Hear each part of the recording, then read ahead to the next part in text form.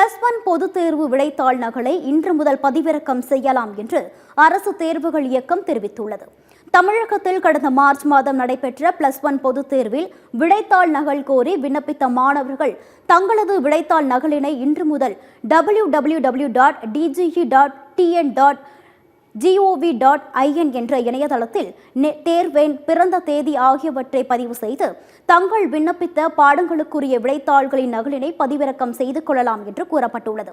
இதையடுத்து மறுகூட்டல் அல்லது மறுமதிப்பீட்டுக்கு விண்ணப்பிக்க விரும்பினால் இதே இணையதளத்தில் மறுகூட்டல், மறுமதிப்பீடு என்ற தலைப்பை கிளிக் செய்து வெற்று விண்ணப்பத்தை பதிவிறக்கம் செய்து கொள்ள வேண்டும்.